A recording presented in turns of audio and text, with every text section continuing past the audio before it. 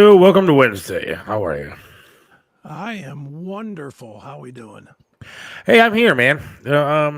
I think that I finally looked at too much porn on my phone and it's going to die. That can't happen. It is. Yes, it can. Phone companies love porn. It keeps them in business. No, I think I'm not trying to be weird or anything, but like for some reason, like my phone today, twice now it's happened where I'm like trying to like send a text or open up a text or something like that. Yeah. And I can't do it. Like it just freezes. Uh-oh. Now I've tried like exiting out of every open program that I have and all that kind of stuff. And the only thing that I can come up with is that there's some sort of virus that's eating my phone from the inside out. Is that possible? I thought there's security on phone. You have an Apple, right? Yeah. Yeah, you shouldn't have that problem. How old's your phone? I don't know. It's a what are they on now? They're like on 15 now? 15? Yeah. I think mine's a 12. Yeah, it might be time. 3-4 years is about it. Which is crazy when you think about the freaking cost of these things, but yeah, you know, that's what they last about 3 years, then you have to upgrade them. Yeah, well, I mean that shouldn't happen. I mean, one, the new phones that they come out with anymore are not any different. Not really. I mean, there's no difference. I know somebody that has the 15, and they're like, oh yeah, it's no difference than the 12 that I have. Yeah, I'm with you, dude. This is the first. I'm on a 13, I think, and this is the first time since Apple's been making phones that I'm 2 back. I just haven't been 2 back ever. Bob France is calling me. Like he doesn't know I'm doing a show. Yeah. Well, I'll call him tomorrow at 9:30. I'll return his call for you at 9:30 tomorrow. How's that?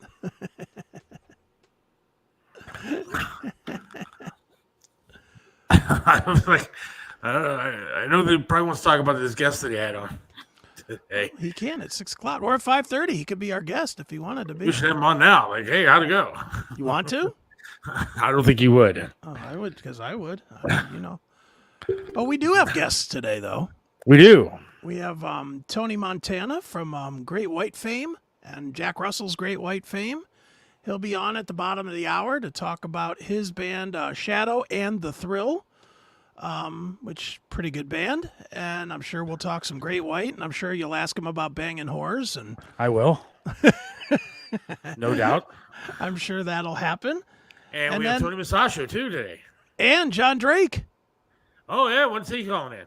5:10. Oh boy. Okay, we have Tony at 5:15. You might have to move Tony down 10 minutes. All right. Good, because I want to ask John Drake some shit, dude. Yeah. He said he would come on. So I sent him the link. I've decided that he's either a lefty or just a pussy, dude. One of the two. Right. Because we got at it a little bit on Facebook. I wouldn't say at it. I mean, I would never get mad at that guy. That guy's like super nice and stuff. But, you know. Dude, call him out. He ain't going to offend me. I'd like to see him get smacked. The stuff that he was saying to me on Facebook, I don't necessarily agree with. So smack him. I'm not going to smack him. I'm not going to fight with the guy. Fight. I want He's a nice guy. And he ain't that nice. He's kind of a dick. best friends. And he's kind of a dick. He's not kind of a dick, dude. Come on. I only met the guy one time, and he was not even close to being a dick. Just kill him so I can console his wife.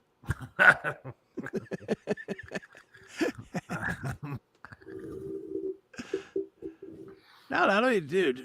Don't hold back because I'm in the mix. I am not in the mix. John's a grown man. You're a grown man. You guys can fight your fights. It's all good with me. What he said, and we'll get into it with him, but it's just a little, to preface it a little bit, he said that I'm smarter than that to think that there's nothing good on the left. That I shouldn't be just one side or the other. That I should, look at both sides of all these arguments, and there's got to be something on the left side that I actually agree with. Well, you know that he's like politically retarded, right? I don't know that. He is politically retarded. Like, not, and I say that not to say that he has bad opinions.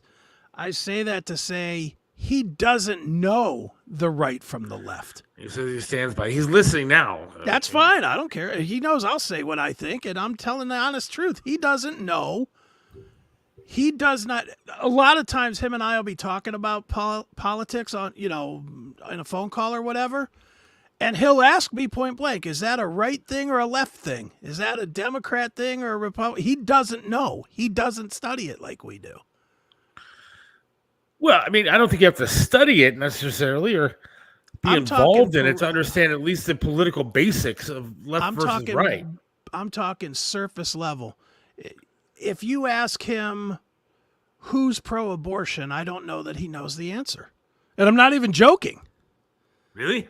I'm not even joking. If the only thing I could think of that he would know is his one brother is very Trump trainish. He would definitely be the guy feeding coal to the Trump train. And if his brother Derek says it, then he might know that it's right-leaning.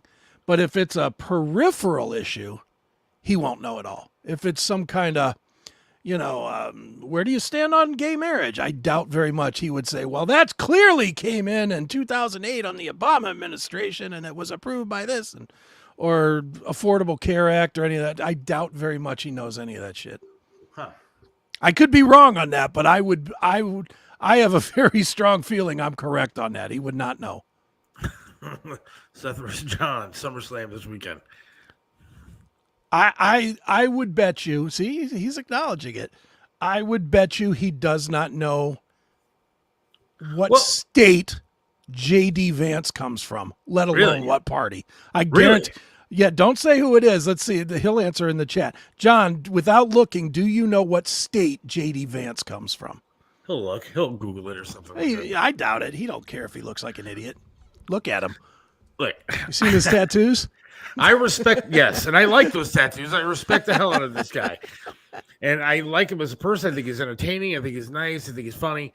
And, I wouldn't say I have a man crush yet on him. I'm just saying that, I think he's a good dude. And anybody that's a friend of yours, I'd like to think is a good individual. Well, that's for the most part. That's reaching because I'm not a good individual. But. I said for the most part.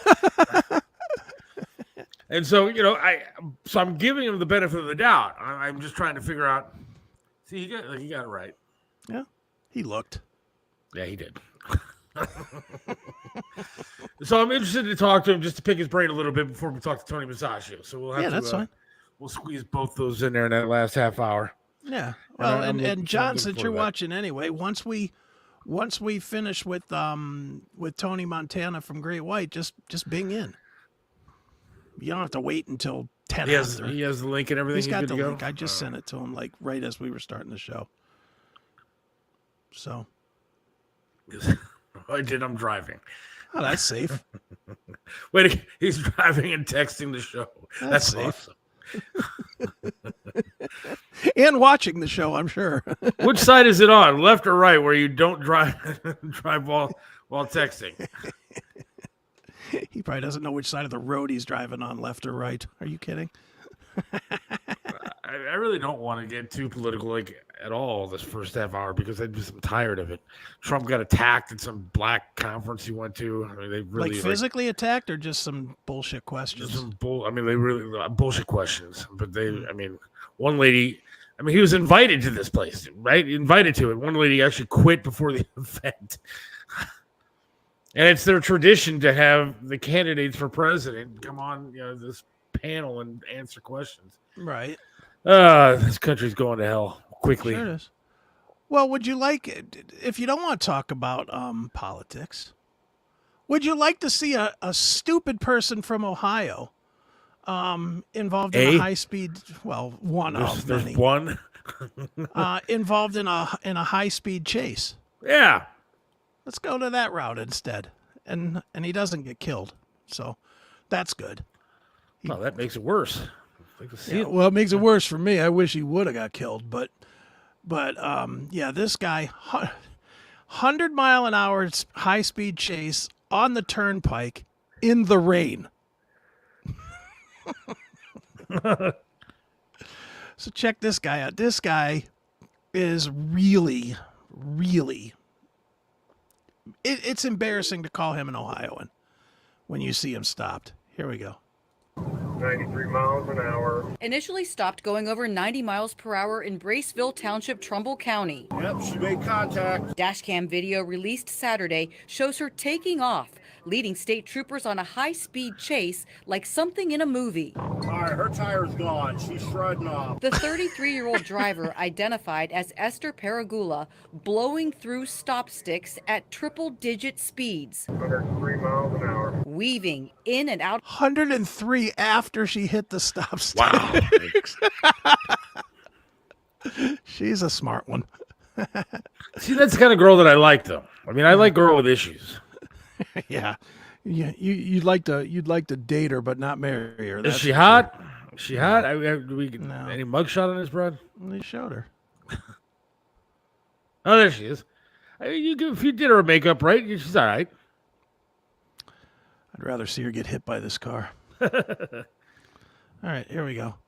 103 miles an hour. Weaving in and out of traffic and at cruisers on wet roads with only 3 tires. She's driving on a rim. She's trying to hit the cruisers. Be aware, she's trying to hit the cars. Westbound on the Ohio Turnpike in the middle of the afternoon, like it's a joyride. And passengers just sitting there taking video thinking it's all funny. A male passenger and the car's owner. Watch that passenger. He's the one egging her on. For more than 20 minutes, Units, 20 be ready minutes. to go. Felony stop. until finally, Show me your hands!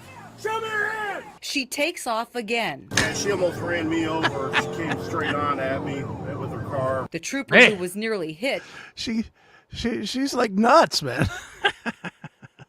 Good point, Brian. Good point. Crystal Matheny is her name. Probably true. All right, here we go. catches up to the couple Pull it over now. and starts broadcasting commands. Pull it over. You're not going to win this one. The car's already fallen apart. There is nowhere else for you to go. And finally, they stop.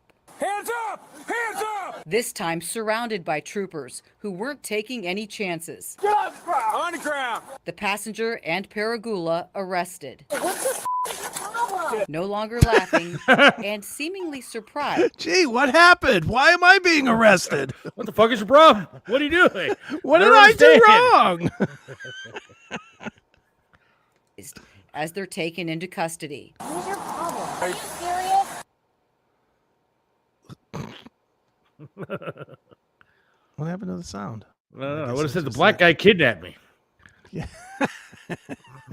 In Portage County, Suzanne Stratford, Fox 8 News. She's like, Jesus, why am I being arrested? I don't get it. How could I be in trouble? I was just driving home from work. That was pretty awesome. Dude, I've been getting me more and more into these videos of just these police stops. Yeah. And you know what I'm really finding out? It's all here in Ohio. There's a lot in Ohio. Dude, he must send me 3 a week that are from Ohio, and not even like far, not even like Cincinnati or Columbus.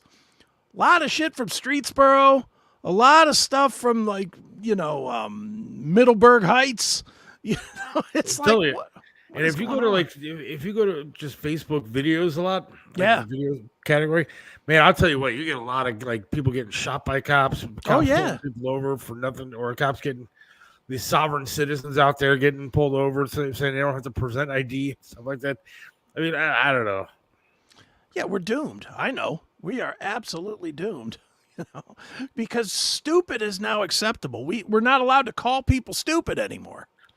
No, That lady was stupid. But well, she had to get high on just something. I probably just committed a hate crime calling her stupid. Yes, I definitely committed a hate crime by saying she should have accused the black guy of kidnapping. Oh, that's absolutely a hate crime. Are you kidding? Why's it got to be a black guy? And why did they throw that black guy down on the ground? Well, he wasn't driving. That guy's as innocent as could possibly be. He was egging it on. How's he? Yeah, they don't know that shit. That poor guy. If I was a passenger in that car, I would have jumped out and been like, this crazy bitch took off. I don't know what the hell she was doing. Look, I that don't care if it dude, was my wife. I'd have been like, I don't know this, bro. if all he got was thrown on the ground and didn't get a wood shampoo, he should be happy. He should be happy that he didn't get Reginald Dennied. Or what was his name? What was that guy's name? Why can't we all just get along guy? That wasn't Reginald Denny. That's the one that took the brick after. Yeah. What was that guy's name? Can't we all just get along? Rodney King? Rodney King. Yeah. Yeah, that guy should be happy he wasn't Rodney Kinged. Wasn't crowned. Hey, speaking of, I wanted to ask you, somebody else, that was a hell of a video. I love that. Before we get to our band, it's coming up in like 10 minutes. Yeah. SummerSlam is in town this weekend, right? Saturday. Mm-hmm. Are you going? No. Well, I know that you're a ginormous wrestling fan. I am. And I have Peacock. I'll watch it for $10. Well, that's And my I- question. Do and I I'll have to, I have Peacock. Paid Peacock? I pay like $7 a month or something like that, or whatever it is, 7, 10, whatever. I don't know what it you is. should get it. There should be a section called WWE on the left menu. I know there was, and I haven't watched it in a while, but I mean, they haven't changed anything? No, right? no. It's part of the standard. It's part of the standard Peacock. Yeah, you'll be able to watch it. Because more so than the actual storylines, because I don't know a lot of the storylines. Sure. I mean, I follow wrestling enough to be like intelligently stupid about it. Right. I mean, I know the whole bloodline thing, even though I think that thing is being run down into the But now it's ground. new bloodline. Yeah, without Roman Reigns. Without Roman Reigns or the Usos. It's Solo Sikoa and his brothers and Yeah, I don't know any of those names that you just said. Those words Solo that came back- Sikoa was the one with the thumb that was the enforcer guy for Roman Reigns. Okay. But I want to see, like, if they show, like, shots of the city. I'm assuming, I mean, it's an outdoor thing, so I'm assuming they're going to show, like, around Brown Stadium, and they're going to show. They've already been. Like, even Monday on Raw, as they were promoting SummerSlam, Yeah. everything was like this big drone. They had a really nice drone shoot that they did some evening. So it was when the city was all lit up and it was kind of, dark, but the streets were all kind of gold looking and Now, this is just Saturday, just Saturday. because I know that WrestleMania or whatever it was, they did, like, 2 nights. Yeah, WrestleMania was 2, and going forward after this year's SummerSlam is going to 2 nights. Oh, it is. But this is the last one of the single night, I believe. Now, the forecast for Saturday Yeah. is scattered thunderstorms during the day, 80. At night, it's going to be partly cloudy, 67. What time does this thing start? 7:00. All right, so they should be good. They should be all right. I hope it pours rain. You and I went down the list of ticket prices, and people, if you're sitting close to the ring, you're paying a couple grand a ticket. Yeah, it's crazy amount of money.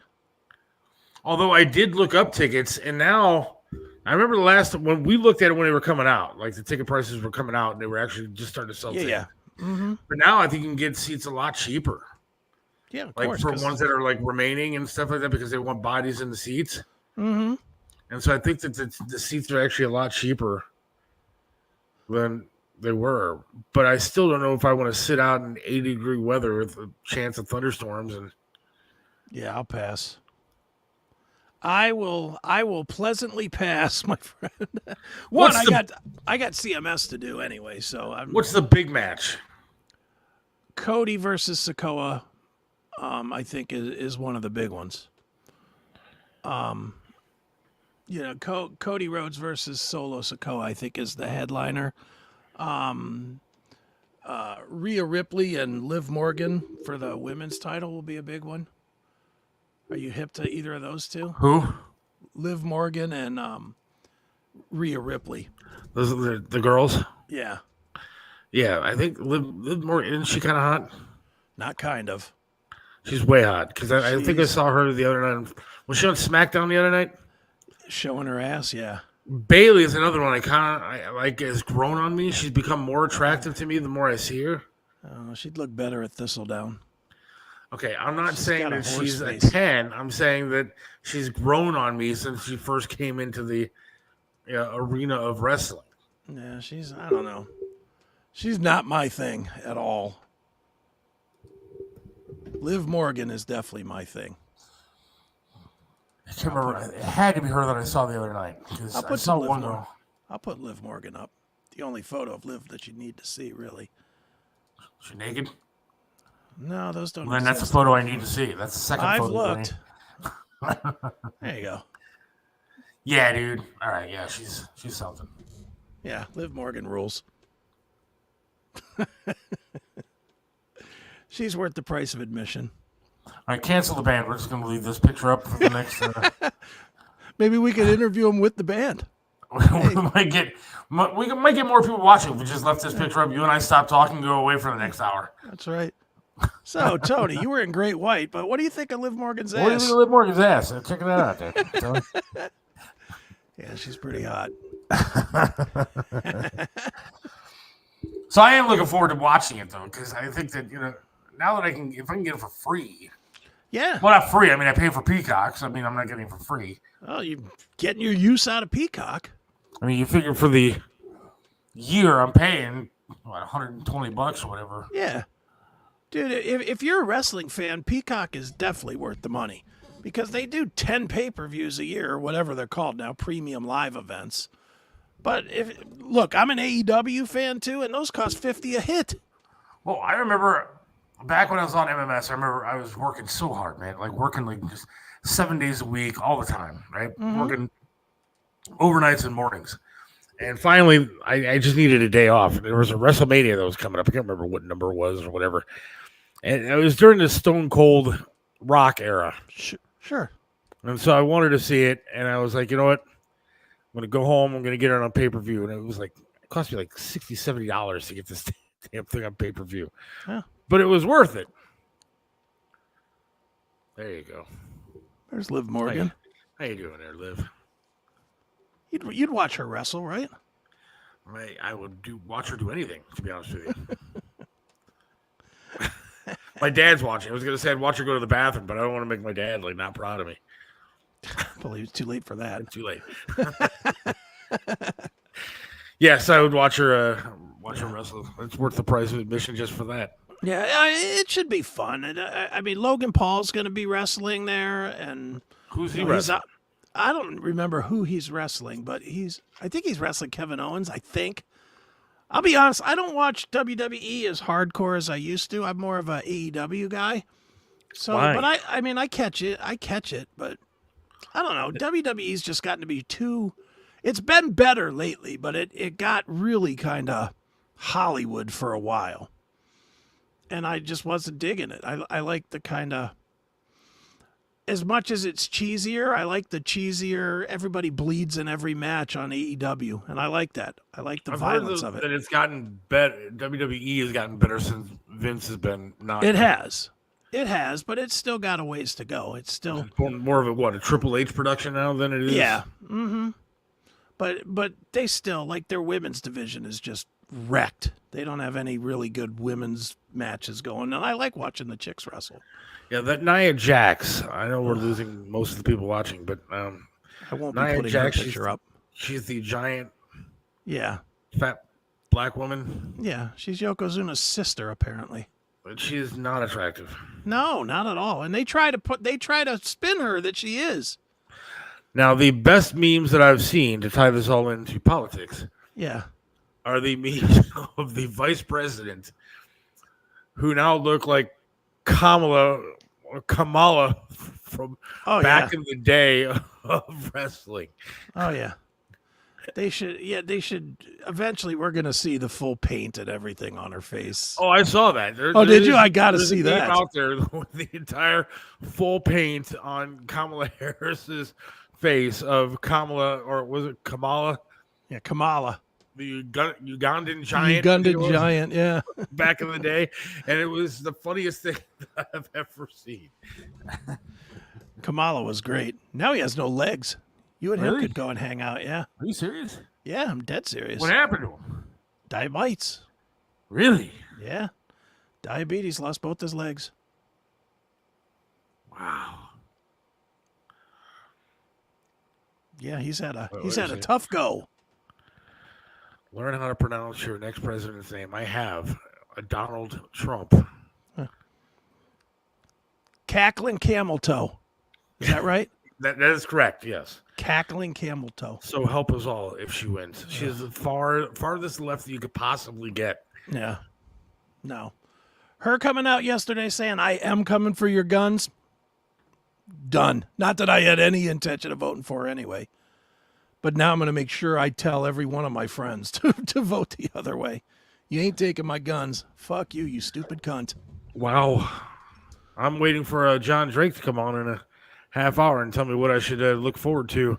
You got to look at the positive side of that. At least she didn't say come for the bullets. Yeah, I got to look for whatever's positive on the left. If we have anybody on... There we go. I guess I'm wrong. Kamala died in 2020. Didn't know really? that. Oh, wow, that sucks. Well, he got a short casket. I do know that. 'Cause he had no legs. Wow, dude. I want to be buried with my leg. My casket's going to be just the same. All right, please. Stop with Well, that. you will, but Kamala lost them both. Well, I'm sure he had prosthetics for both. Oh, you want to be buried with the prosthetic? Yes. You don't want to regift it to some other person? No. Come on, you got to do that. The amount of money that you pay for these prosthetics, I'm taking any prosthetic that I have throughout my entire life and sticking it in the casket with me. You don't look at the fake leg the way you would look at like an organ donation? No. Why? Well, it's molded to my leg. It's not exactly designed they for can- somebody else's leg. They could adapt that. Little heat Plus, melt it a little bit. I paid for the T-shirt that made the Superman on it. I'm keeping my leg. You wouldn't want to help somebody out? Some other person that's going through it and struggling to pay for it? No, nobody's helping me. Yeah, I know. So you gotta pay it forward. I didn't get a gifted leg. It's not like I got Yeah, but somebody's you gotta pay it donated forward, leg. or else if nobody pays it forward, then it stays fucking broken. Well, nobody paid for it. Paid whatever to me. Pay it my way. So you gotta be generous. If I get another one, I'm keeping that one too. Will you donate any organs? They don't want my organs. My organs. What if they did? What if they wanted your eyes or something? Would you donate that? Yes, I would donate. I am an organ donator, but I don't think I can actually donate because I am diabetic. Yeah, that is true. But well, I see Tony trying to connect, but it ain't connecting. It ain't Oh, happening. that's not good. We're gonna be talking SummerSlam for the next half hour, That's all right. or I'll find something about the left that I like, Oh, I have a bunch of stories that we can which is do impossible. if we need. But yeah, I don't know. He is not connecting, so I am gonna. Wait, No, I thought it was going. I don't know if we want to. No, it ain't going. I mean, she is so bad. I don't understand it. I don't get it. I mean, I do understand it. I understand that they needed to do something. The politically correct thing to do was to, go with Kamala Harris. Right. You had to push somebody in, and you weren't going to go past the black woman that was the vice president. She's not to black. Pick, another white guy? I know she's not black. She's Jamaican and Indian or whatever, an Asian, whatever. Yeah. But she's you weren't going to go past the minority woman, the vice president, to get to another one. It's another white guy, so I would absolutely donate my organ to Liv Morgan. Give her the Morgan organ, so to speak. No, I wouldn't. I've disappointed enough women in my life. I'm not going to disappoint a WWE superstar as well. Yeah. I'd imagine it'd be tough to date any of them. As unbelievably hot and spoiled as they are, I'd imagine that's not fun. Look, but when I started dating my wife, I think I had more confidence back then. Right? I was on the radio and stuff like that. I still am on the radio. But Right. I was on MMS and going to all the concerts, and it was a lot of cool stuff that I was doing back in the day. And when I met my wife, she was actually dating a wrestler, a guy that went Right. to All right. school, There he wrestling is. school. So I was a little intimidated, but I was Oh, all right. yeah. I could do it again. Well, let's All do right. this, dude. Let's play a little bit of music, and then we will come back with Tony Montana, formerly of Great White, currently of, I don't know if I could say currently of, but he's been a member of Jack Russell's Great White as well, and he has his own band, Shadow and the Thrill. So let's check out a little bit of that music, and then we will come back and chat with Tony Montana right here Fantastic. on the Seth Williams Show.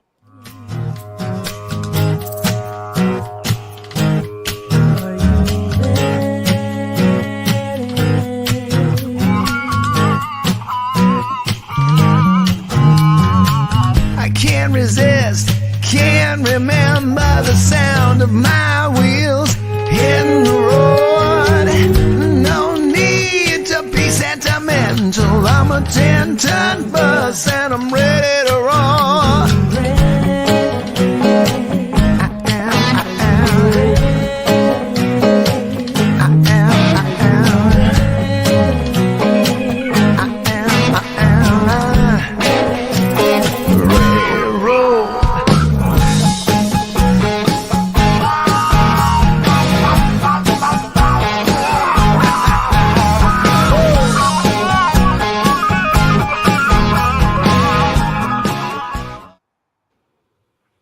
Fantastic stuff, man. And we got to welcome Tony to the show. Good afternoon. What is up? Can you guys hear me? Brother. Yeah, Oh, you're yeah. fine. We dude. got Oh, good. All right, cool. Good. Cool. Well, It's good. Glad to be here, man. It's great to talk to you, man. And dude, Shadow and the Thrill. Not gonna lie, I really didn't know anything about it until your publicist banged it into my head. But what a great bluesy rock thing you're doing, man. Fantastic. Yeah. We're. I'm surprised that was the track you guys had access to, but yeah. We're. It's definitely down that road, right? Like blues oriented, or Sure. even at some point, even almost our little taste of R&B as well. So but still, it's a rock band, play guitar and having fun doing that. So Right on, Yeah. man. Well, why don't you give us a background on this band, man, on Shadow and the Thrill? Unless I'm crazy, this started around the pandemic time, yes? yeah, we released just at the top of the pandemic, 2020, the first album. And speaking of being crazy, the first song that we did release is our cover of, it's a blues cover of Gnarls Barkley's Right. Crazy. Right. So we're it's it was a good time to be at home and watch things on YouTube, and and it was a shitty time too. Actually, I had a pretty nasty accident at the back end of 2020 that laid me up for almost a year. Oof. But there was no gigs, there was nothing else to do but lay on my back and heal. So the album did what it did, and then we just started getting out. As soon as everybody started playing again, I started going out with Jack and playing those shows, and started doing some Shadow and the Thrill shows, and just got busy, got down to business. Right on. Well, dude, with Shadow and the Thrill, obviously it's a very different time, musically, and the industry, what's left of the industry Right. is shredded. Right. How does a guy like you, now you obviously have, you have some name recognition to you, and you obviously were in Great White in the biggest period of Great White, really, with Hooked and Twice Shy and, that era. Is that enough to launch a new band and get interest in a new band? Or do you feel like you're back in the clubs fighting for every listener again? Oh, it's absolutely that. And yeah, there are pros and cons, right, to this era, and that is that I can put out whatever I want whenever I want, and that's good. Not having the institutional support of record labels and that kind of thing that makes it rough. But you have to hope that the cream rises to the top, and I'm making sure that whatever we put out is really top notch, and work with top notch people, and hopefully the songs are good. And so far, everybody seems to be liking everything that we've done. And the new single "Bleeding Out" is getting a little traction here and there. So Right on. you know. Yeah, and we will play that to end the interview. Oh, right It's not that we didn't get it. I just wanted to hold it to, leave people once you decide to leave, then exactly. That's exactly it. Now, speaking of times being different, do you want to punch the creator of Spotify like right in the fucking throat because they're taking away what you guys do for a living, really, which is trying to sell records and make music like that? Well, that started so far back. I mean, as far as Napster, right? Like, really, that was it. That was the end, man. We were all just, dinosaurs looking up at the asteroid coming down. And, right. If again, like, there's still pros and cons, I guess, I've had, we've had listeners on Spotify, and that's been good. I don't like the comment he made recently, right? Like, that content is so easy to, calling it all content. It's like, that's a guy that never woke up at 3 a.m. with a riff and stayed up 2 days to write it out. Right.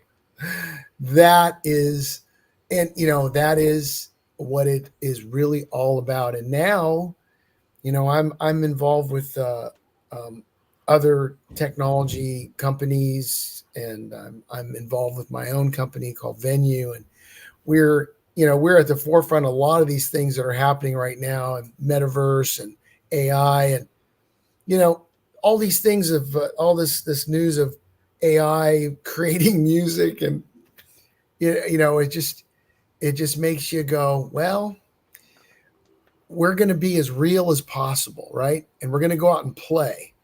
So I think that's the next push, is that, if you want to see real human beings trying to communicate and play that riff that I heard at 3 a.m. and tried to make real, then come on out. And that's the only place where you're going to get that kind of visceral, communal experience anymore. So that's what we're going to do. We're going to get out there and play. I'm an old school guy, I guess. I like having something physical in my hands. I have Spotify because I feel like I have to have Spotify if I want to hear stuff. But I like going to the record store and buying a CD or an album and putting it in the car and being able to listen to it. Now it's just not the same to me. And musicians, you guys got to be frustrated with the way things are going. I don't know. The AI stuff is crazy too. Yeah, I don't know. I've heard some different things, and it's a little disturbing and still not very good in my eyes. But the generation of that's coming up now, I don't know if they really look at music as the way we did, in that we would buy a record or CD or whatever and listen to it all the way through and read the liner notes and all that stuff. It's more background, I think, to them, and it doesn't matter if it's created by a computer. It's just noise, right? Mm-hmm. Noise that they can take their selfies by. So I don't know, man. I mean, I have 2 sons that are just a little bit older than that, and so I've watched them grow up and watch them adopt music into their life, right? So what's interesting to me is that a lot of them like vinyl. Sure. And vinyl, I didn't even have a turntable when they sent me, the label sent me my last album, Sugar Bowl. They sent me a test pressing, and I was like, oh, great. Look at this. This is interesting. This black thing. I didn't even have a turntable. And then I finally got one, and what a revelation, it's such a different world to listen to analog recording on, well, it's actually a digital recording, but at least it's on analog. Right. And you can hear, I heard things on my own album that I didn't remember doing. So vinyl, I think is still, it's going to be around for a little bit, and it's, we'll do this next you know, bunch of songs. We'll do about 10 songs. We'll get them out one at a time, and then we'll drop another vinyl out there when it comes time. Sure. What is it? You know, I'm going to go back to what you were saying, but I'm going to be the devil's advocate a little bit here, even though I don't necessarily love this. I always say that it's our fault because we didn't raise our kids. Like, I'm 55. I've got 30-year-old boys. They don't know anything about albums. You know, they know nothing about an album. They were raised by me handing them iTunes cards, right, and buying a single year and you know, I did a bad job personally of teaching my kids that. I think we all did. I think we all were enamored with not having to have a big CD book on the passenger seat to drive with, you know, and we were enamored to have it on our phone with a pair of headphones that just go, or an iPod back in the day. Gosh, I miss even iPods. Me too. Me too. I even miss that.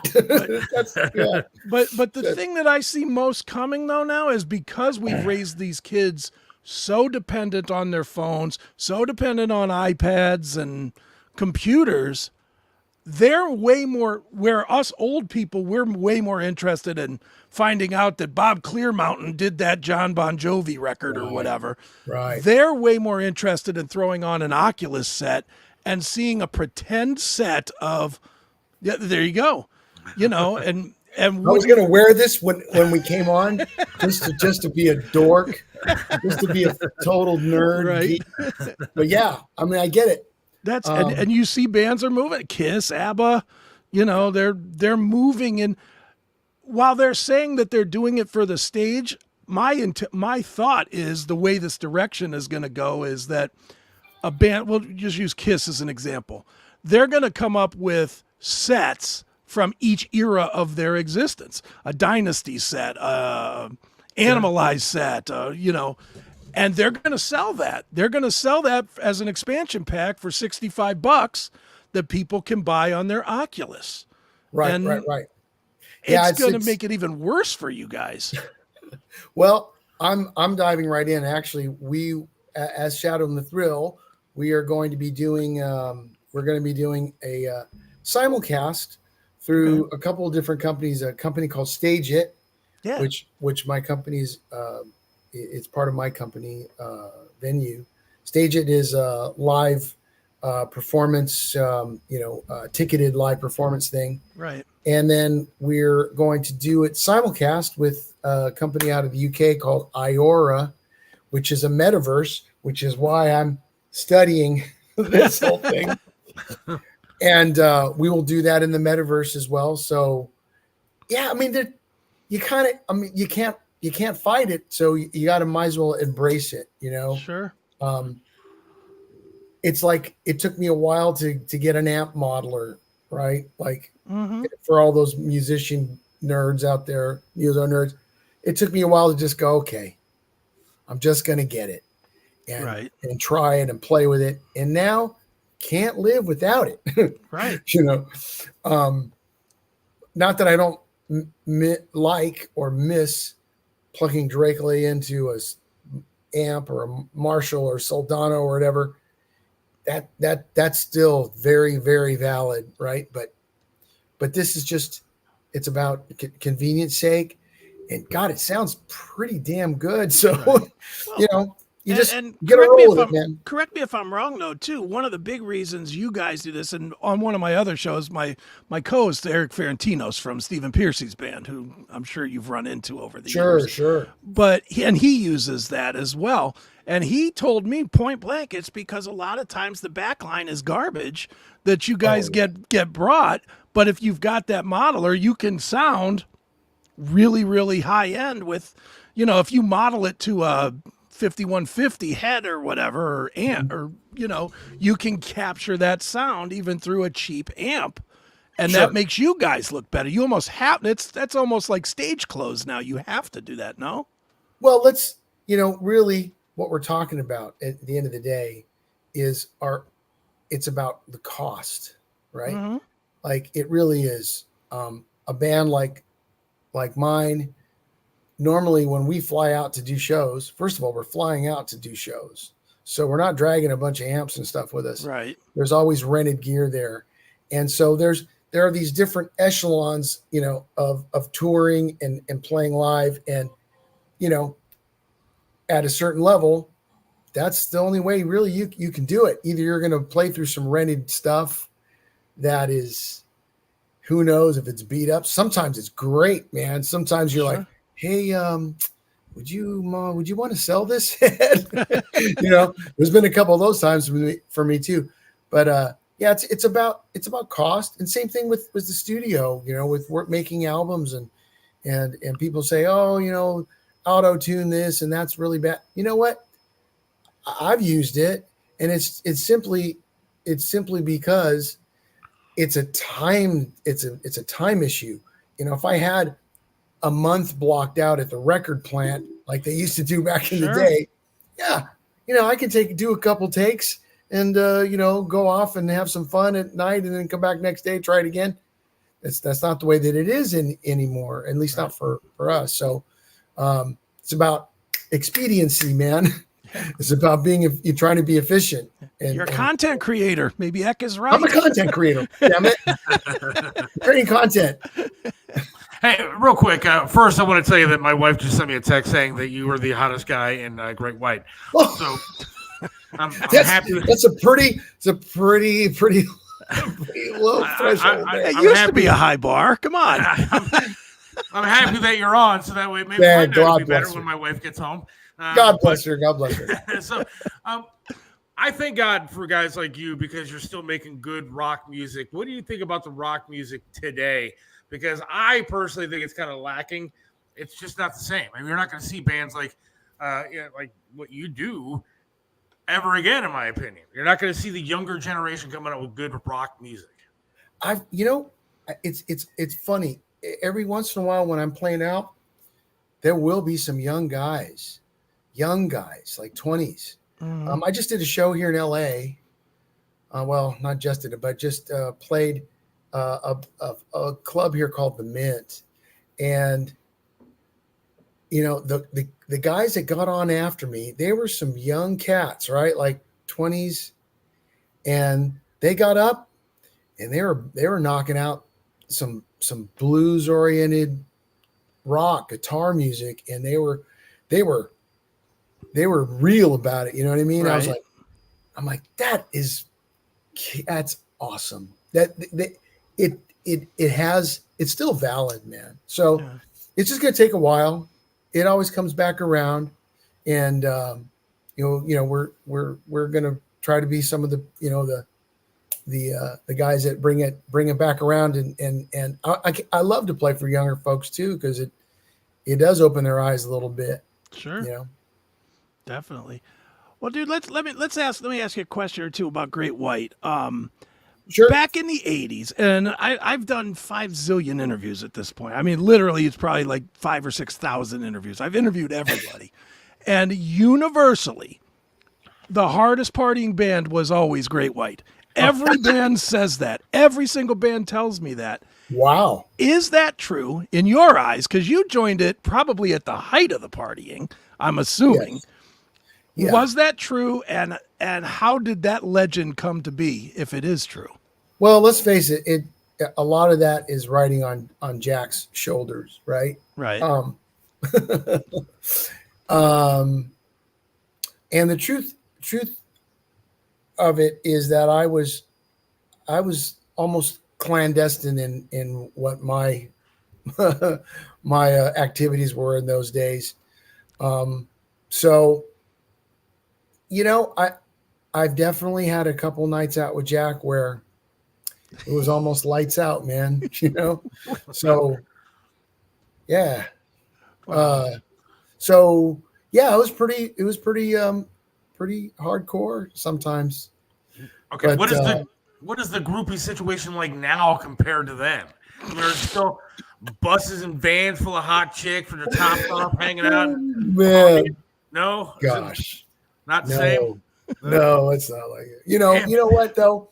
I love when folks come up to us and just they just love to share those memories of those times, because Sure. that's when all of us were young and hot, and you know, all of us could just let it all hang out back in those days. So, and I love to sit there and reminisce with folks, especially when I go out, when I've been out playing with Jack and doing that whole thing. I'll tell you what, I mean, I also, just for fun here at home, I joined a couple of my buddies to do a Journey tribute band.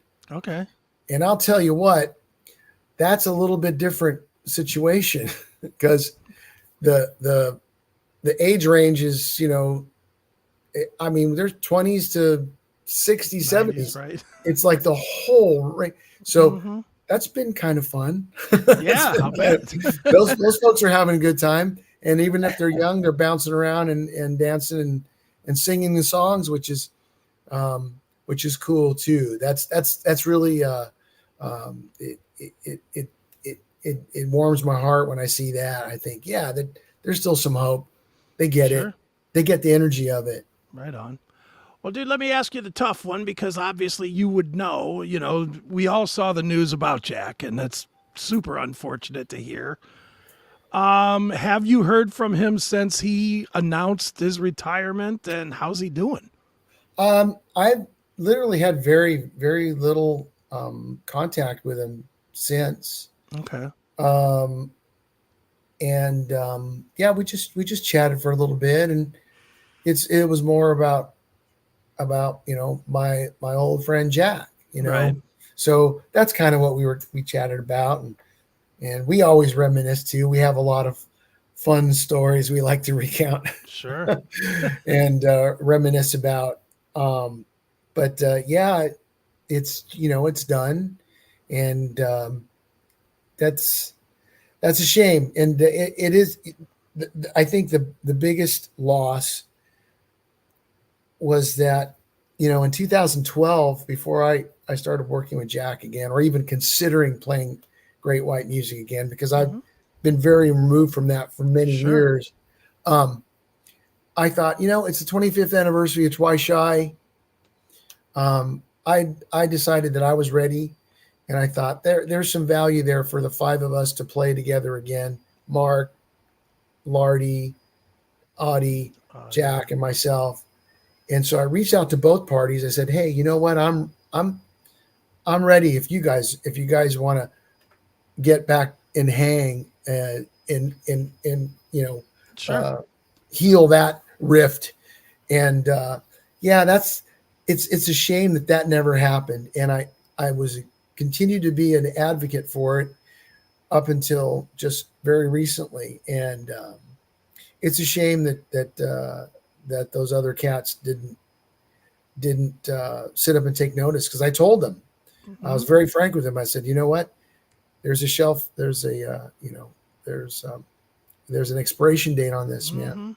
Yeah. And it has nothing to do with, money or willingness to do it. And they just didn't want to listen. So. Yeah. Well, it is unfortunate, and the thing is, and Jack's health aside, and I don't mean to sound like a callous dick here, but I did see that you guys did play a show or two after the announcement, like with somebody else singing. Mm-hmm. Is there any thought that the band will continue in some other form, or was that just contractual obligations need to honor the commitments thing? It's a little bit of all of those things, I guess. And I'm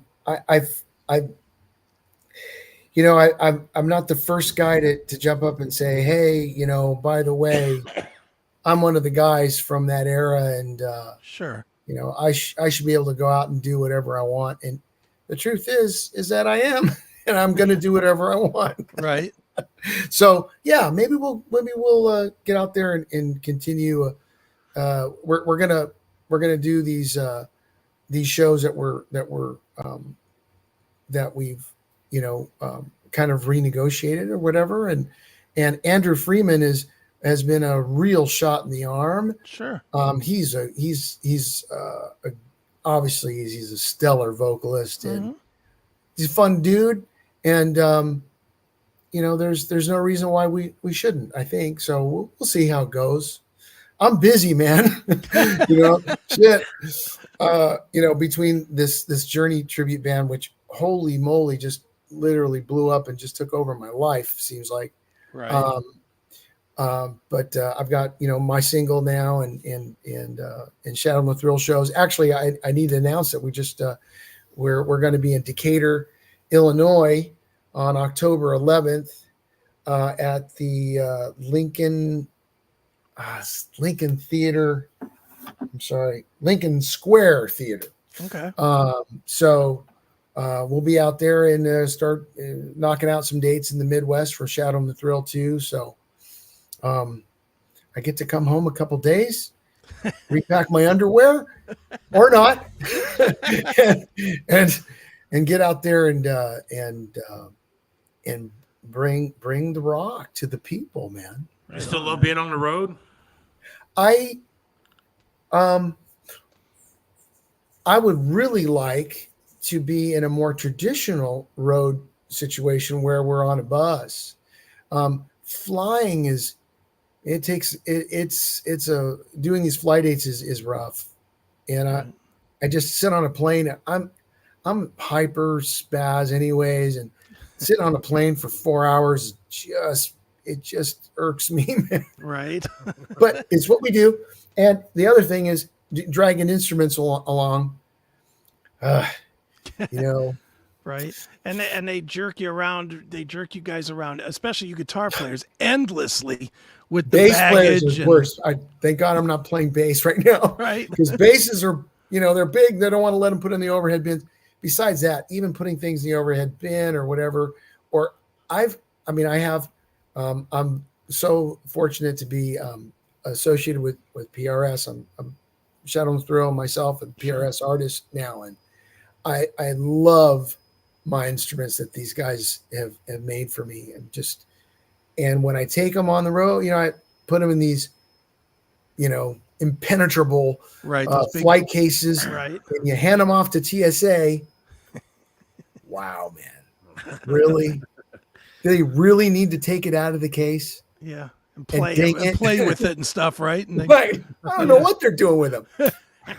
Yeah, I know that last time I did it, I got a nasty ding down to the wood in the back of one of my instruments. And I just was just furious. It's just like, what the hell? You guys, I'm not hiding cocaine in there. Shit. Right. Anymore. Nice. Well, Tony, I figure we wrap this one up with the new single, Bleeding Out. Why don't you tell us about the single and give the plugs where people can keep up with you and all that stuff? Sure. We actually wrote the song quite a while back and actually did a live in the studio at PRS Artist Relations here in Los Angeles. Did that live and so we decided to go in the studio and do it proper. Do a proper studio recording of it, and now you're seeing that. And the video is a little bit of that and a little bit of a show I did in St. Louis recently. But we're very, very happy with that. And it's getting a little traction on radio and we're getting some video views and stuff. As far as keeping up with us, obviously please jump out on the Shadow and the Thrill YouTube page and subscribe and we'll keep putting videos out there, and our Facebook page and Instagram is always obviously that's always active. So love to keep track of everybody, and let people know what we're doing. Excellent. Well, one more time, the band is Shadow and the Thrill. Tony Montana, of course, is leading it, singing in it. He's going to be doing something other than that. You can see him play some Journey if you're out in LA. You can see him. I'm going to think that we're going to see you all around the country playing some of this stuff, whether it's Shadow and the Thrill or something else. Yes? As long as I'm breathing, I'm going to go out there and just try to bring it. Right on. Thank you. Well, Tony, this has been a lot of fun, man. Thanks for coming on. Thank you, guys. And we'll wrap now with Bleeding Out. So check it out. It's Shadow and the Thrill right here. Cheers, brothers. See you, man. Seth Williams Show.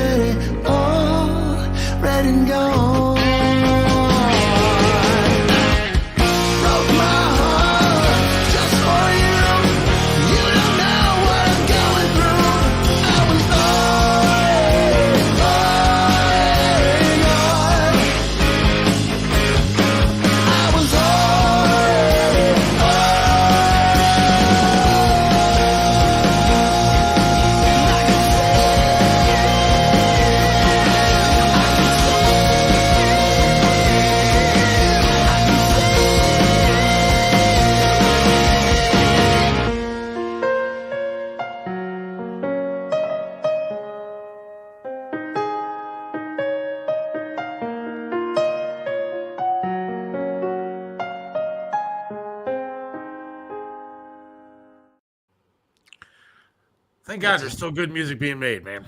That's a straight up rock band there, man. Yeah, it's good I shit. like that. Cool. Yeah, that was good. Was this? So that's just Were where you we at went to Def Leppard last night? concert last night. The real show was the hot chicks in the stands. They barely wore enough clothing because it was so hot outside. I heard mixed reviews about that show. I heard Cheap Trick sucked. I heard Journey sucked, and then I heard Def Leppard was fantastic.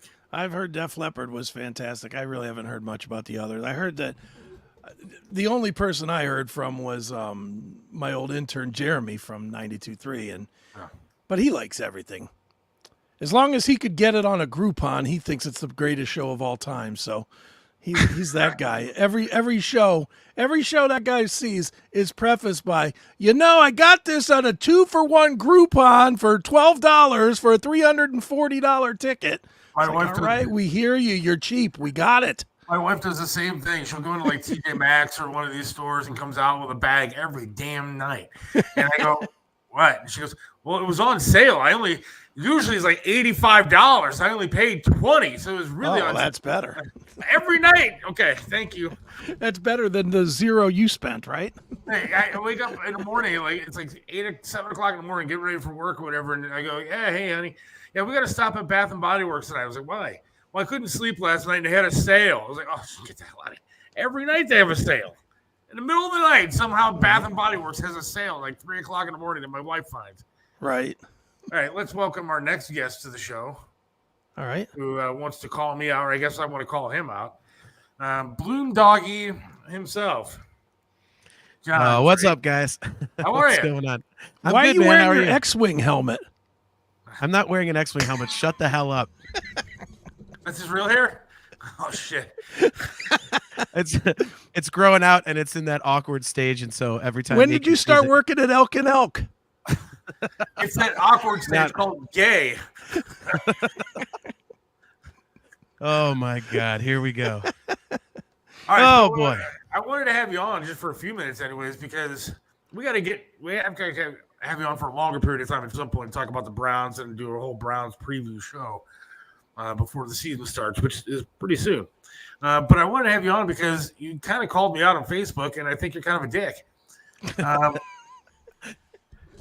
You made mention to me because all I did was post a video that Bob France made with a song that he made about Kamala Harris.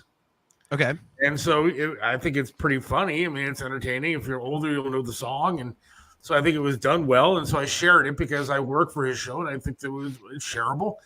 And so I shared it, and then you had to comment on it. Now, you had to comment on it for whatever reason, and you said that, come on, Seth, don't be one of those people. Yeah. But you said, don't be one of those people who's right or left all the way, blah, blah, blah, blah, blah. You can find good on both sides. Yep. And so I wanted to ask you, because you didn't answer like on the thing. I said, there's nothing on the left that I like. What exactly on the left would I like? And I want you to tell me what there is on the left that I would like. Now, Chris says you're politically retarded. So maybe you don't know what's on the left. No. So, I mean, first and foremost, I mean, I work in health insurance, and there has been a reduction in medication costs. So as a small little thing, okay, I would say that would be something that, I would look at that's good. I mean, when you guys were talking earlier, I mean, Chris is right. I don't pay attention. That dummy Habu in the chat, he said I'm ignorant, but that fucker can't even spell the word mannequin. So, I typed in there, I said, yeah, it's willful ignorance. Like, I don't like politics because people get so worked up over it. And most people that get that worked up aren't educated about it. So that's why I don't, go on a political soapbox or anything. I look at issues that are important to me and say, okay, well, which guy is on my side on this? It's like, okay, I don't subscribe. Isn't it called libertarian or something? If you're like down the middle or something? Yeah. I take 9 medications a day. Yeah. And to be honest with you, I've been taking them for a while, and I really haven't noticed anything being all that cheap, considering I do have health insurance and stuff. You're not elderly. I'm not elderly, I guess. But my question to you is, you got to list some things that I should look at on the left, because I am politically educated, in my opinion. I do it for a living. I literally have to read articles on a day-to-day basis about the different subjects, and Hubby says, blow me. There you go. And so I'm trying to figure out what I'm supposed to look at on the left, because I don't think anything on the left is a good policy. Abortion, I don't think is a good policy. I don't think that's where you're wrong. Stance on immigration is a good policy. I don't think there's you can go down the list, and I don't think they're good policy. The economics plan, I don't think is a good policy. Okay. And taxing the rich, I don't think is just a great policy. People that are rich, like people that own corporations, I'm sure you have a job that you work for somebody, right? Mm-hmm. Yeah. If they were taxed to the point that they were broke, you don't have a job. Yeah. So, I mean, well, I'm trying to find out what you think I should look at and like. Well, see, the way that I look at it, and again, as Chris mentioned, I'm pretty ignorant to all this stuff. So, but I will say, I think that in life, there are very few things that are black and white. Like a lot of people would say, well, I'm only on the left or I'm only on the right. Like, like pedophilia, that's pretty much black and white. Because if you go, yeah, I support pedophilia, well, then you're banging kids. So that's a black and white issue. You know what I mean? By the way, that is up for debate these days, but that's a whole thing. It is.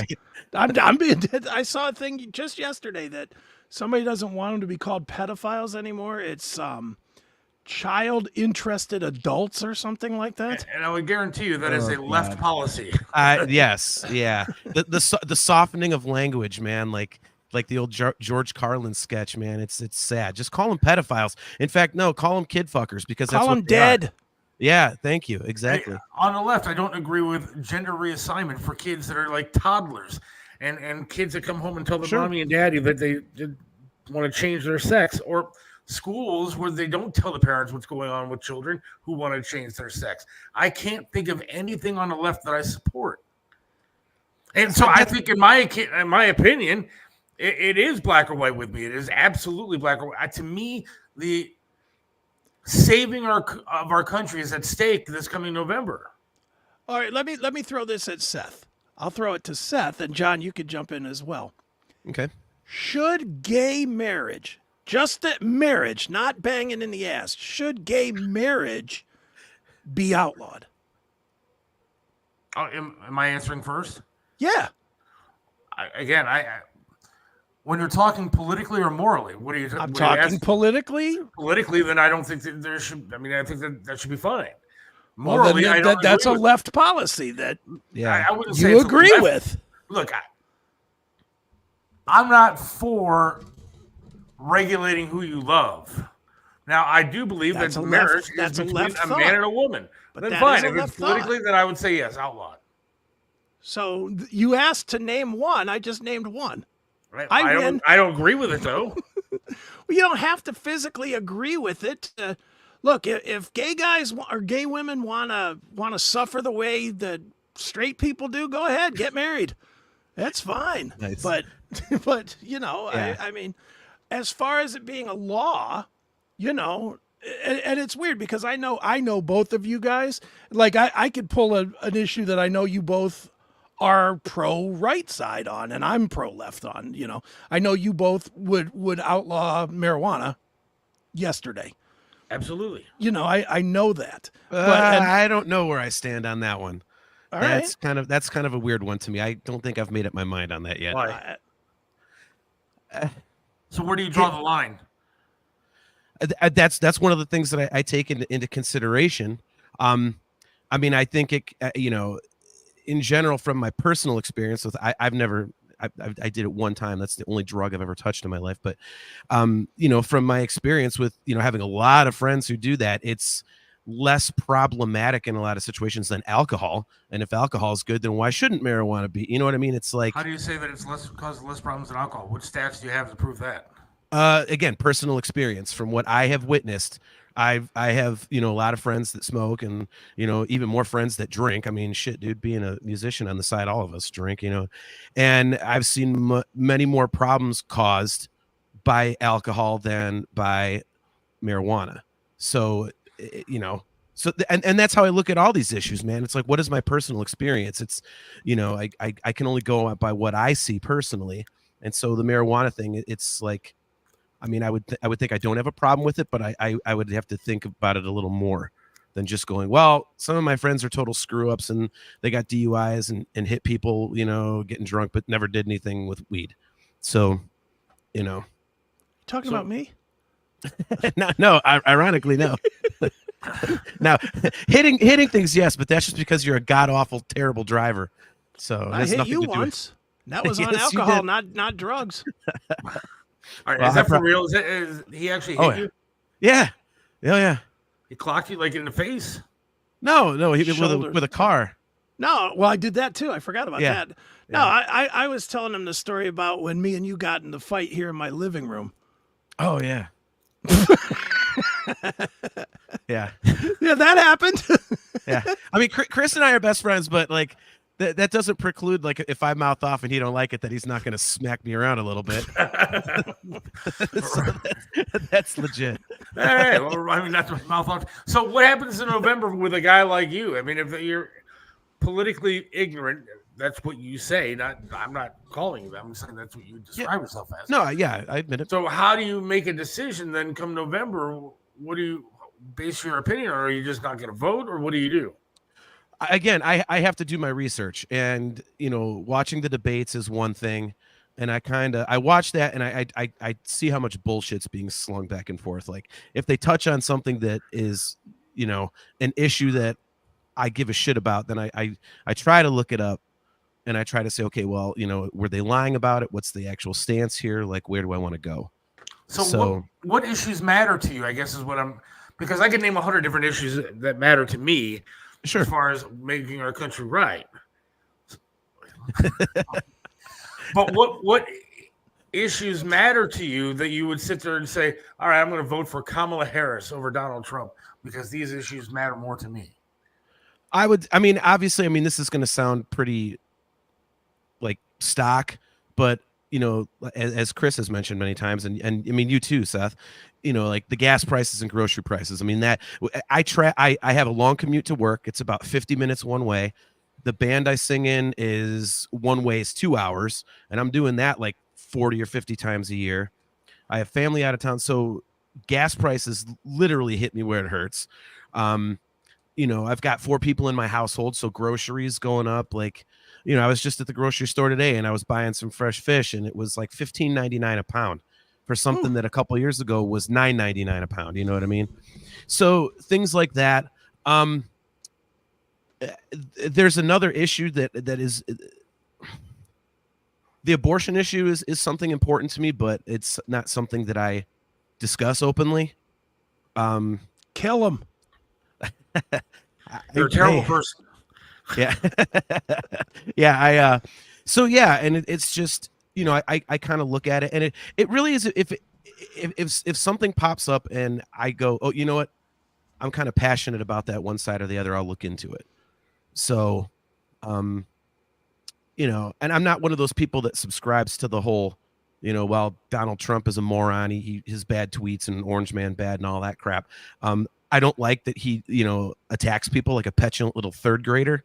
But you know, that's neither here nor there. Like, to me, it's like, okay, what are you going to do for the country? Like, just stop insulting people and let's get to the fucking real issues. Both sides, you know. And that's where I fall, is that I get mad at people because they sit there and they have such a hatred for Trump because they don't like him as a person, but they don't look at and see what he can do or has done for the country policy-wise. Yeah. I don't want illegal immigration running through this country like crazy. I don't want illegals who are here to be able to vote, which is what they're trying to do now. I don't want, look, I've given up. There's no way that abortion will ever be nationally banned. It won't happen. I mean, no president will ever be able to do it. And so, you know, and nor do I think that maybe it should. I don't like it. I hate it. I think it's awful. But I think that it's a state's issue. And I think that's what Donald Trump wants to do. He said he wants to do, because that's what we are. We're a Republican. So it should be a state's issue. You don't like Free it? hangers at Walmart. I mean, you don't like it? Get the hell out. Move. You can go wherever you want to go. Mm-hmm. But when it comes to all these different issues, the gas prices, the inflation with the groceries, again, like you, I went and bought spaghetti stuff and some pet food. I walked out there $62 light out of my pocket. For what? For a meal that used to cost me $14. Yep. And so everything is more expensive. And so I have a list of things, and I can't think of anything on the left that I'm sitting there going, that's a great idea. Like Chris brought up the gay marriage thing. Again, I could care less whether it's legal or illegal. It doesn't matter to me. So it's not an issue that I support on the left. It's something that I could just give a shit less about. I mean, marijuana, that's a left issue. I could care less, I guess, if you smoke it. If you want to smoke it, have a good old time. But do I think that it should be legal everywhere? Probably not. I think it leads to other things that are eventually going to be legal, which I don't agree with. So, I mean, I can't find anything that I support to make me want to vote another way. Well, and I'll phrase it this way. Like, I mean, I think Chris proved the point that I was trying to make was, you know, even if it's just one thing where you went, yeah, okay, you know, gay marriage is fine. Like, that's one thing. So you may be 99% one way, but you're not 100%. And I think that was the point that I was trying to make, is that, you know, and as much as I love him, you know, Aiken brought up my older brother earlier in the show, and he's incredibly intelligent, mental level IQ, and he researches this stuff. I don't know what got into him, man. What you know, hair got up his ass in the last few years, but well, you grew enough. Hey, he's got longer hair than me. He's had long hair my entire life. But like, he digs into this stuff. Like, I mean, he lives, eats, sleeps, breathes this stuff, and he's so pro-Trump, as Aiken said. And I've told him, I said, see, you do all this research, but every single one of your conclusions magically comes out where the right is correct. Like, that just can't be. Like, with the amount of stuff you read and look into and all this other stuff, like, there's no way.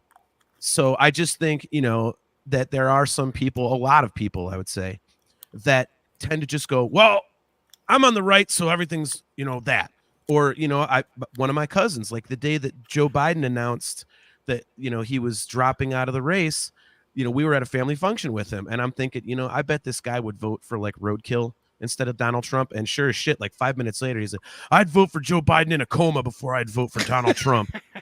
And I'm like, Jesus. I'm like, yeah, that's good. That because that's a well-informed opinion. That's helpful. You know, the whole anybody but this guy thing, like, that's just stupid. So I don't subscribe to the one side or the other only. All right, well, we got to move because we have Tony Massacho, but we're gonna. I might be better friends with your brother. I don't know. He's a cool dude, man. And you can, Lord knows you guys would get along perfectly, man. So the conversation would never end. Yeah, it would never end. I do want to have you on sometime soon, maybe next week or something. If you were not busy, I'd like to do a Browns preview show, because I think the Hall of Fame game is next weekend. And so the NFL season. I think it's Thursday this week, isn't it? Yeah, it's Thursday. Yeah. You're right. It is this week, not next week. Is it? Yeah, they're right. And so I want to get some football talk in maybe next week if you're available. Yeah, next week or the week after. That's fine. Yeah, we can talk some Browns and see how the season's going to shape out. And I look forward to that. So I appreciate you coming on today, my friend. No problem, man. Thanks for having me, guys. Appreciate it. By the record, John, I would never hit you like one Chris Aiken. I'd hit him again. Who you I was gonna say I would be lying if I didn't say I deserved it.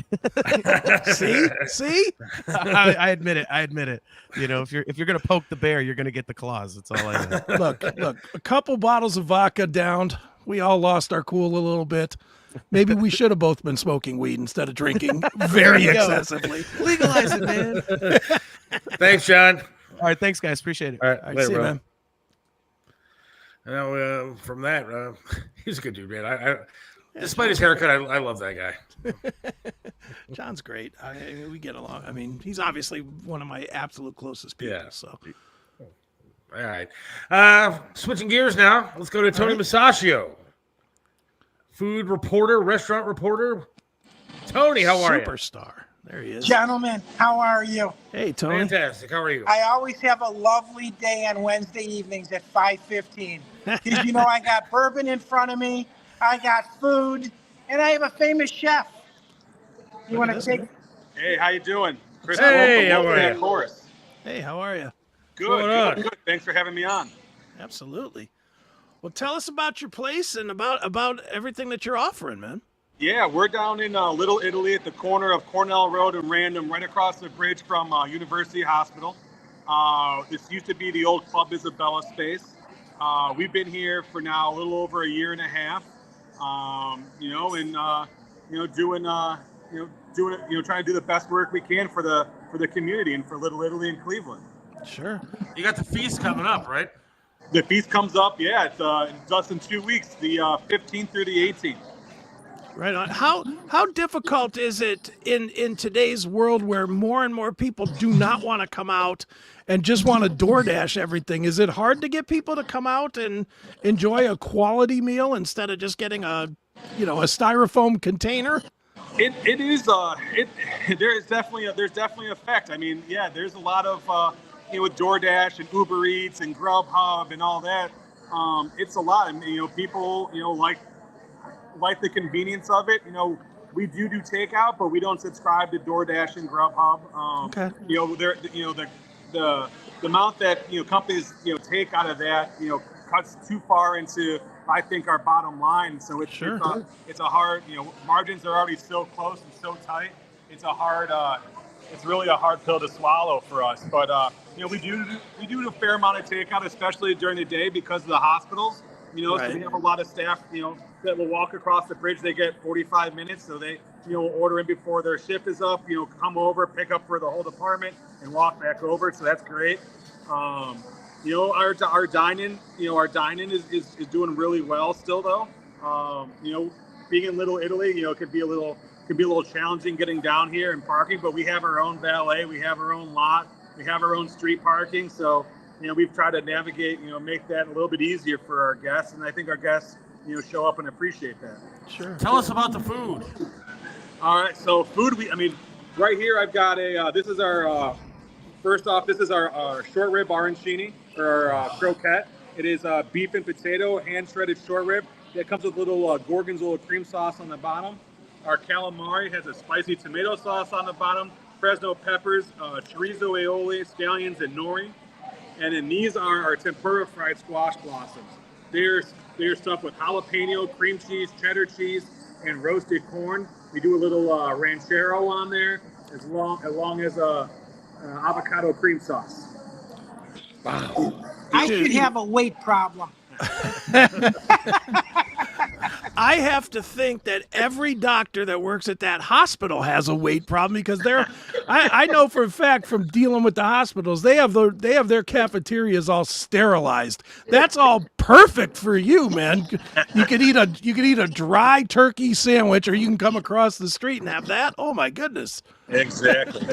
And we do a really good lunch business, huge salads, sandwiches, we always feature at least 2 soups. For dinner, everything from salmon. I have monkfish. We do tuna. I got some amazing bluefin tuna in today for the weekend. Burger night. Tonight is burger night on Wednesdays. Wednesday's burger night. So we do all of our burgers and selected sandwiches are $15. We got tater tots the size of grenades for $6. We've got onion rings, French fries, you name it. We have a soft serve machine. So we do soft serve ice cream cones on Wednesday nights. Oh, this is wonderful. Did you hear that? Tater tots. That got your appeal, didn't it, Seth? I'm telling you lost me with some of the healthy stuff. I don't know what a squash blossom is, but you got me with tater tots, that's for sure. There you go. What's also cool about this? They have signature drinks. So they have bourbons and tequilas and vodkas, and they make these wonderful craft drinks happy hour from 3 o'clock till 6, 3 to 5. Okay. And again, that's what's cool about this. I had a friend of mine there. Him and his wife were just here momentarily. They live in the neighborhood, and they just come here for cocktails. So Here's a great area where, again, that's that Little Italy where you can just walk down the street. We've talked about this before at the other restaurants that we were at in this area, where it's a destination point for restaurants, which has really become so popular just in Cleveland. Right. And I don't know, I'm not there obviously, but the one thing I do notice, it's a lot quieter in your place than a lot of the other places that Tony goes. It sounds like it's not an overly bustling, to the point of being annoying place. Well, I have 32-foot gabled ceilings above us. So, oh, wow. So it's one room. But it is very large and open. But we have really high ceilings. So a lot of that noise, a lot of that goes up into the rafters, which is nice. So our bar seats 16. So a lot of that you don't hear that so much on the booths on the other side of the dining room. which is nice. And you know, It looks this is, beautiful. you know, again, this is a professional setting. A lot of people that walk through here, like Chris said, you're literally looking at doctors and, you know, the university and lawyers and Case Western Reserve. So there's no bouncer at the door. Let me just put it that way. So you're the only unprofessional person there, Tony? Is that what you're saying? Yeah, I'm the only unprofessional guy here. My little degree from Kent State is thinking of top any of these people. Well, one more time, Tony, give the plug for the business and the address and all that. So again, this is Wolfpack Chorus, and I said Wolfgang, like the chef. Wolfpack Chorus. It's on the corner of Cornell and Random. And again, what's cool about this is, again, there is parking on the side of the street. There is valet, and of course you can walk, Uber. This is one of my most favorite restaurants. They've only been open a little over a year. And this is one of my to-goes. Late night, I can come in here for a cocktail after playing bocce ball. Nice. So again, I'm always live in Little Italy, guys. I'll be back here in 2 weeks. We're going to be talking about the feast. And you can tune me in every Saturday morning on Flashpoint 1490 WERE between 10 o'clock and 11. Tony Masasha, the roving restaurant reporter. And one more thing, guys. You know, there's always a national something day. There's a national pizza day. There's national bagel day. Well, today is national, and I can't make this stuff up, National Orgasm Day. You heard it. Look it up on the internet. Love you guys. Thanks, Tony. Tony. Great place. Thanks, Tony. You too. You too. Hi, Tony. Wow. That place looked great, man. That does look great. I'm sure that guy loved him. I'm sure he loved him saying, yeah, it's National National Orgasm Day. That's good. Now have some of this creme brulee. Oh, I know what I'm doing when my wife goes to bed. So. Yeah. Celebrating. Yes, I'll be celebrating the day. That's right. Better go charge the phone up. Happy holidays. Happy holidays, everybody. Enjoy yourselves. Too funny. Oh, God. All right. All right, we're ready to make the switch over to Minds. Time to switch. Yes, indeed. Time to switch over to Minds. Thanks to Tony Montana joining us today. Yeah, that was great. That was awesome. Thanks to Tony Masasha for joining us. And thanks to John Drake as well for enlightening me a little bit. But we'll have to talk to him again about some Brown stuff in a week or two. So this was a high-speed show, man. It was. I looked at the clock and I was like, oh, my God, it's over. So, nice. We will, God willing, talk to you on Monday. Have yourself a good rest of the week. And we will talk to you again on Minds, M-I-N-D-S, coming up in just a few. If you're That's right. Subscribe, join us over there. And otherwise, we will talk to you later. See ya.